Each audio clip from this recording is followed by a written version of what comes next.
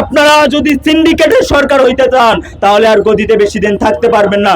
জনগণ আপনাদের বিরুদ্ধে দাঁড়াবে, জনগণ আপনাদের বিরুদ্ধে প্রতিবাদ করে তুলবে। এটা একটা পরিকল্পিত সিন্ডিকেট এবং এই সিন্ডিকেটের মাধ্যমে তারেক রহমানের সরকার জনগণের বিরুদ্ধে গিয়ে সেই সিন্ডিকেটকে প্রায়োরিটি দিচ্ছে।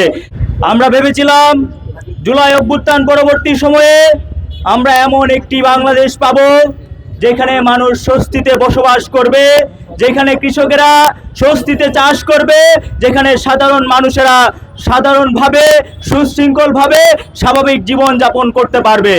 কিন্তু আমরা দুঃখজনকভাবে দেখতে পাচ্ছি নির্বাচন পরবর্তী সময়ে বিভিন্ন সংকটের মুখে এই জাতিকে পড়তে হয়েছে।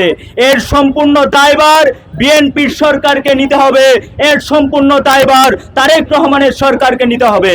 আমরা দেখতে পাই তারেক রহমানের সরকার সংসদে বসে তারা আলাপ মারায় যে তেলের কোনো সংকট নাই, কিন্তু আমরা স্বাভাবিকভাবেই যখন বিভিন্ন পেট্রোল পাম্পে দেখি তখন আমরা দেখতে পাই কিলোমিটারের পর কিলোমিটার লাইন, লাইনের পর লাইন, লাইনের কোনো শেষ নাই, অথচ তারা সংসদে বসে বলে তেলের কোনো সংকট নাই।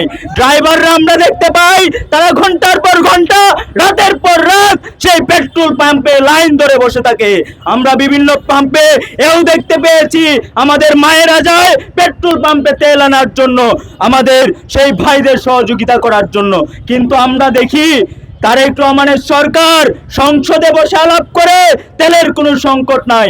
আমরা আপনাদের সাথে একমত, কিন্তু আপনারা একটু স্পষ্টভাবে যদি ঘেটে দেখেন তাহলে দেখবেন আমাদের বাংলাদেশে অকটেনের 80% উৎপাদন হয় এবং পেট্রোলের 100% উৎপাদন হয় আমাদের বাংলাদেশে, কিন্তু আমাদের মাত্র 20% পেট্রোল অকটেন দেশের বাইরে থেকে আমদানি করা হয় এবং 40 থেকে 50 দিনের অকটেন মজুদ রাখার সক্ষমতাও রয়েছে।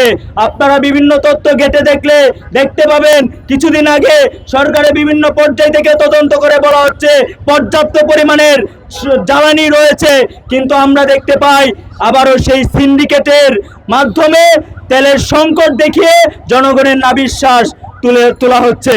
আপনারা তাহলে দেখবেন এটা একটা পরিকল্পিত সিন্ডিকেট এবং এই সিন্ডিকেটের মাধ্যমে তারেক রহমানের সরকার জনগণের বিরুদ্ধে গিয়ে সেই সিন্ডিকেটকে প্রায়োরিটি দিচ্ছে।